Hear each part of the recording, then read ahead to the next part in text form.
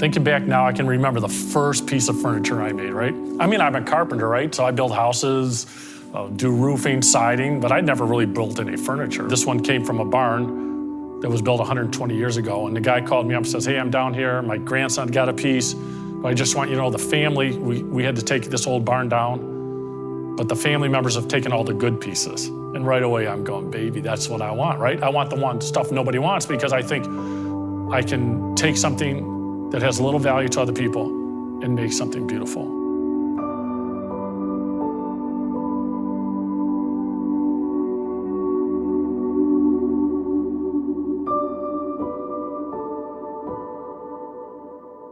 It wasn't until a couple days before his birth that we knew there was something really wrong with him. They asked my wife to come in. They asked me to come in kind of urgently, and they said, you have to go to a meeting. We're gonna have a meeting at the hospital right now. And the one neonatologist said to us, just want you to know there's a 50-50 chance of survival today, right? The only thing I could think about was, I want at least a picture of my kid before he dies, right? So he was born, we got a picture of him. As soon as he came out through C-section, you just heard this little whimper, right? My wife goes, I want to see him. And they said, okay, well, we'll bring him over, but he's really sick. And we were able to see him, got the picture, and that was the start of our journey. And they'd never really given us a clear diagnosis. And they said, hey, we really think you should go to C.S. Mott Children's Hospital in Ann Arbor, because Evan might die tomorrow. He may live a lifetime. We don't know, right? Months went by, found out he had Noonan syndrome, but he had a really terrible heart condition that's sometimes associated with that, called hypertrophic cardiomyopathy. There's no cure for that, and it only progressively gets worse. And now we can't get him off the ventilator, so we had to have a trach done, and he was on a little ventilator, and if my wife's goal was that he would die at home. So now the race was just to get Evan well enough where we knew how to run a ventilator, do a feeding tube, run med pumps, that we could go home and Evan could die there. And the prognosis at that time, they said, children usually like Evan don't live past 2 years. And now we're coming up to a year in the hospital. So you can imagine, my wife at one time didn't go home for 4 or 5 months. So we finally got Evan home, had the nurses living with us. I remember when he first walked, not till he was 3 years old, we just kept going on. 3 years, 4 years.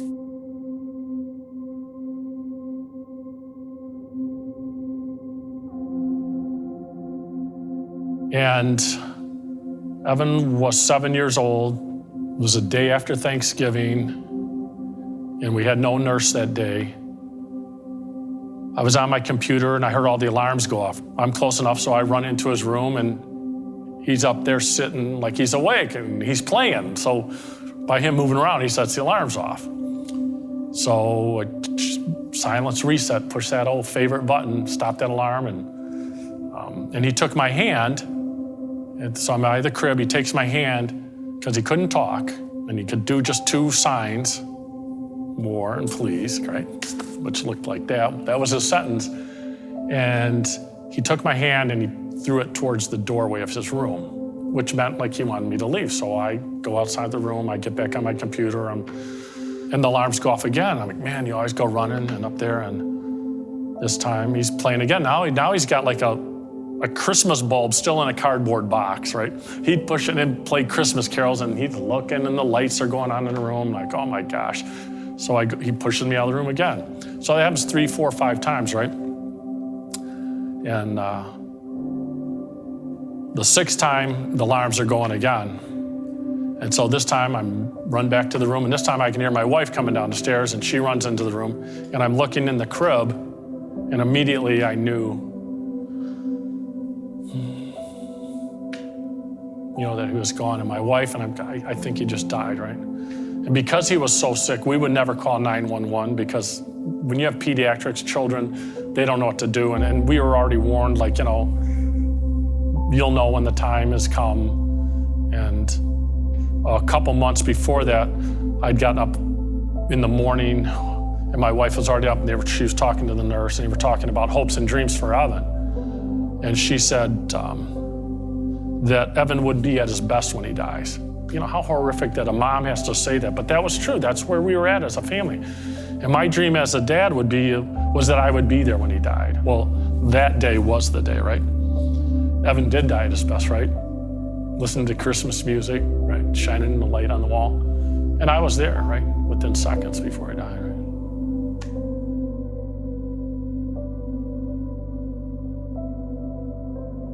I think the first time I realized I had like this desire to help families, Evan was maybe a month or two old, and we'd seen a lot of sick babies and families suffering, and we were suffering and crying and not knowing what was going to happen. And I remember there was a family we had kind of connected with, and they had twins, and one of the twins was sicker than the other twin. And one day that other baby died. And when that happened, I had so much empathy for that family and not even really thinking about my own family in that moment.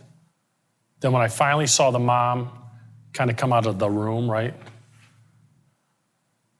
I didn't even go say anything to her, but I got up and I just kind of maybe nodded. I don't remember really what it was.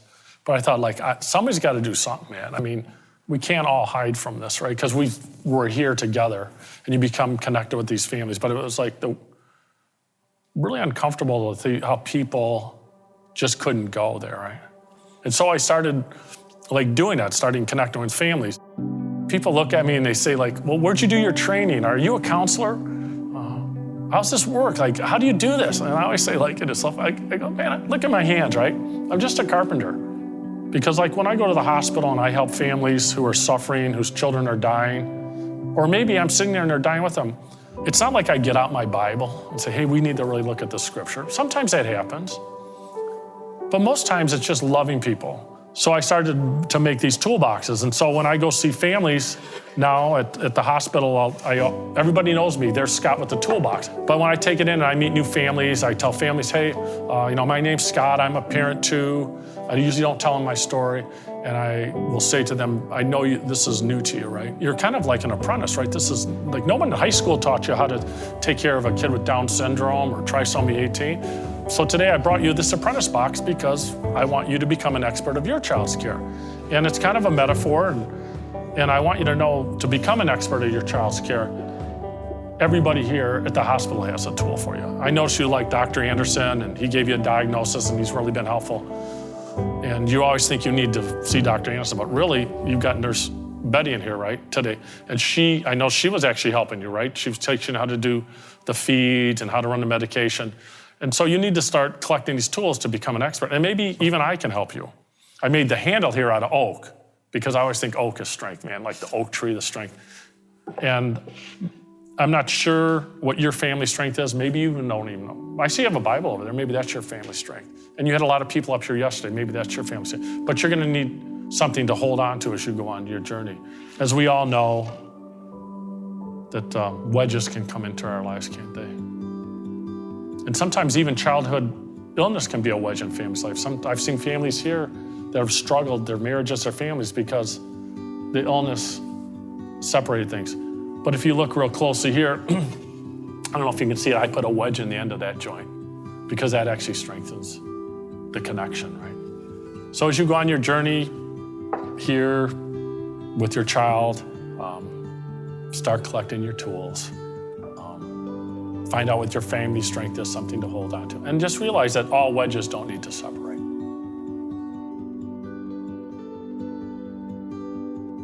I think back to when we had gotten the diagnosis that Evan wouldn't live a long life and that he may die in the hospital.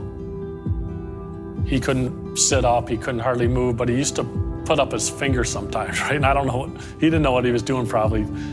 And I remember thinking when he did that all the time, Dad, the one thing, man, the one thing, right? Maybe he's trying to tell me the one thing. And immediately, it didn't take me any time at all to know what the answer was, and that's people matter. And so it was more of an affirmation for me that Evan's life did matter, and that the one thing that he taught me is that everybody matters.